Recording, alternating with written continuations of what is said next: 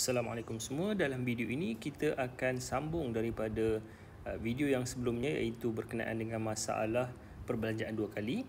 Jadi untuk video ini kita tengok pada satu isu, iaitu tempoh pengesahan ataupun dalam bahasa Inggeris disebut sebagai confirmation time.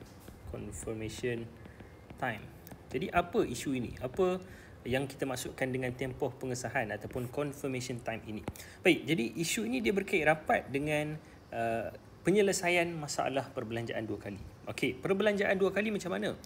Seperti yang saya telah sebutkan, bila berlakunya perbelanjaan dua kali, maka akan ada cabang.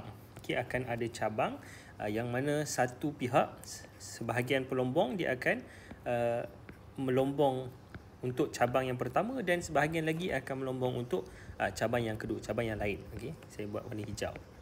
Baik. Jadi dalam isu seperti ini, yang mana berlakunya cabang ini, okey, anda boleh lihat video sebelum ini kenapa contoh cabang yang boleh terhasil, okey, kerana wujudnya transaksi yang berbeza yang diperolehi oleh pelombong yang berbeza. Okey, contoh di sini pelombong A, kumpulan pelombong A, yang bawah ini adalah pelombong B, pelombong B. Okey, mereka masing-masing menerima transaksi yang berbeza pada waktu yang sama. Jadi mereka juga berjaya melombong pada waktu yang sama. Jadi macam mana kita nak selesaikan masalah ini? Okey, sebelum itu apa masalah dia? Apa masalah dia? Baik, masalah dia adalah sebagai contoh kita, okey, contoh kita adalah A, kita nak berikan kepada rakan kita ataupun kita nak membeli sesuatu menggunakan Bitcoin. Jadi kita berikan kepada penjual 1 Bitcoin. Sebagai contoh, A dia berikan kepada B sebanyak 1 Bitcoin. Okay, kita bagi dekat penjual sebanyak 1 Bitcoin. Jadi transaksi kita ini adalah transaksi yang betul lah. Okay? Kalau kita ada, kita cukup baki kita 1 Bitcoin dan kita telah pun buat pemindahan, kita buat transaksi, dan transaksi ini kita telah pun berikan kepada para pelombong, okay? Kepada semua pelombong untuk mereka rekodkan ke dalam blok rantai. Okey, masalah dia adalah sebagai contoh, transaksi kita ini sampai kepada pelombong B sahaja. Okey, mungkin ada masalah ke ataupun lambat tiba ke kepada pelombong A. Okey, kita punya transaksi hanya diterima oleh sebahagian pelombong sahaja. Maksudnya dekat sini adalah transaksi kita, sebagai contoh, transaksi kita masuk ke dalam blok yang terakhir, yang warna hijau ini. Okey, jadi transaksi kita direkodkan. Okay, saya lukiskan terlebih dahulu. Transaksi kita telah pun direkodkan di sini. Okay, ini adalah kita punya transaksi. Baik. Jadi persoalannya adalah transaksi kita tidak ada dalam rekod bagi pelombong-pelombong A, hanya ada bagi pelombong-pelombong B. Maka macam mana dengan status transaksi kita ini? Okay, adakah kita punya transaksi ini B boleh anggap dia telah pun menerima transaksi tersebut? Kerana kita dua-dua tahu, A dan B tahu bahawa kumpulan pelombong A dia langsung tidak menerima transaksi kita ini. Okay, dia masih belum menerima apa-apa transaksi. Jadi untuk menyelesaikan masalah nak tahu betul ataupun tidak, ataupun diterima ataupun tidak, maka kita ada istilah tempoh pengesahan. Okay, confirmation time. Apa maksud confirmation time?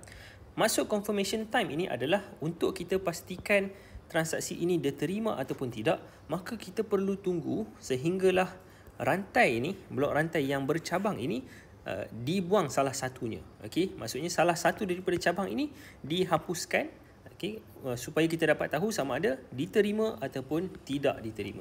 Baik, kenapa kita perlu tunggu lama? Kerana seperti yang saya telah sebutkan dalam video yang lepas, salah satu cabang ini dia akan dibuang sekiranya cabang yang lain lebih panjang. Sebagai contoh, kalau cabang A ini berjaya melombong blok yang ke-6 ni, okey, kita ada 1, 2, 3, 4, 5, 6. Yang B 4, 5. Okey, jadi sebagai contoh, kalau pelombong A berjaya melombong terlebih dahulu blok yang ke-6, maka pelombong-pelombong A ni dia akan beritahulah kepada semua orang, semua pelombong lah, yang mana mereka telah berjaya untuk melombong blok yang ke-6. Manakala pelombong B pula mendapati bahawa mereka hanya ada 5 blok sekarang ini, maka mereka akan terus memadam segala blok yang bercabang. Okey, maksudnya segala transaksi yang berbeza dengan pelombong A mereka akan buang.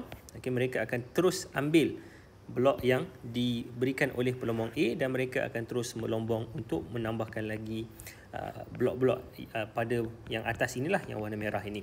Okey, jadi kalau perkara seperti itu berlaku, maksudnya pelombong A berjaya melombong terlebih dahulu, maka transaksi kita di sini akan tidak diterima. Okey, tidak akan diterima. Maksudnya segala transaksi kita ini tak boleh diterima. Cuma masalahnya adalah macam mana kita nak tahu transaksi kita ni diterima ataupun tidak. Okey, macam mana kita nak yakin bahawa bahagian cabang ini yang diterima ataupun sama ada bahagian cabang ini yang diterima. Maka untuk itu kita perlu menunggu. Okey, kita ada confirmation time. Kita perlu menunggu beberapa ketika. Untuk Bitcoin, okey, biasanya untuk Bitcoin masa penungguan dia itu, okey, tempoh dia adalah sebanyak 6 blok. 6 blok. Apa maksud dia? Okey, maksud 6 blok di sini, maksud tempoh 6 blok ini adalah untuk contoh kita telah melaksanakan transaksi. Okey, contohnya pada blok yang ini. Okey, blok yang kelima. Okey, dalam masa yang sama ada juga cabang yang lain yang tidak merekodkan transaksi kita. Jadi, kita perlu tunggu lepas 6 blok apa yang jadi. Okey, sebagai contoh, blok yang hijau ini ditambah juga pada waktu yang sama dengan pelombong A. Okey, kemudian kita tunggu lagi. Okey, contoh pelombong A berjaya terlebih dahulu, maka yang ini pun telah pun dipadam. Okey, mungkin itu berlaku tapi kita masih lagi perlu menunggu beberapa blok lagi. Okey, tadi kita berhenti di sini, kita mula di sini iaitu transaksi kita, maka kita perlu tunggu lagi 6 blok. Okey, kerana mungkin pelombong B juga berjaya untuk mendapat blok yang seterusnya pada waktu yang sama. Alright, dan perkara ini berterusan, okey, sehinggalah salah satu daripada cabang ini terpaksa dibuang. Okey, sebagai contoh, sebagai contoh saya ambil yang ini dahulu. Okey. Baik, sebagai contoh pelombong A berjaya. Okey, selepas 6 blok, okey, pelombong B dia kurang. Okey, jadi dia terpaksa mengambil blok yang atas ini untuk terus melombong. Okey, maksudnya dia akan buanglah bahagian ini.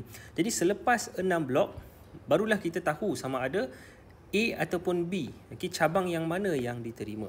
Jadi sebagai contoh dalam kes yang saya tunjukkan ini, cabang A yang diterima kerana dia yang lebih panjang, maka transaksi kita tidak diterima kerana transaksi kita berada di cabang yang bawah ini. Jadi selepas 6 blok kita sahkan bahawa transaksi ini tidak diterima, maka kita perlu ulang semula transaksi tersebut. Okey, kita perlu ulang semula transaksi tersebut. Tapi sebagai contoh, kalau transaksi kita yang diterima, okey, transaksi kita berjaya dapat 6 blok, manakala yang atas ini dibuang. Okey, contoh yang ini baru 5 blok tapi yang bawah sudah 6 blok. Maksudnya segala transaksi di sini akan diterima, manakala transaksi di atas ini akan ditolak. Okey, maksudnya tidak lagi diterimalah. Jadi itu yang kita masukkan dengan tempoh pengesahan. Baik, satu lagi yang saya perlu tambah adalah tempoh untuk satu blok dihasilkan. Saya pernah sebut sebelum ini adalah sebanyak tempoh satu blok. Satu blok adalah bersamaan dengan 10 minit. Okay, untuk hasilkan satu blok adalah sekitar 10 minit. Maksudnya untuk kita sahkan transaksi kita, kita perlu tunggu selama 60 minit. Kita perlu tunggu selama 60 minit. Alright. Jadi inilah ini juga antara masalah lah yang wujud dalam Bitcoin. Okey, jadi setakat itu sahaja untuk video ini berkenaan dengan tempoh pengesahan. Untuk video yang seterusnya kita akan rumuskan berkenaan dengan Bitcoin, masalah-masalah yang berlaku dalam Bitcoin. Okey, walaupun Bitcoin ni ada banyak penyelesaian masalah, tapi ada juga masalah yang lain. Okey, jadi untuk video seterusnya dan juga tak lama lagi kita akan habiskanlah sesi kita. Kita jumpa lagi dalam video yang akan datang.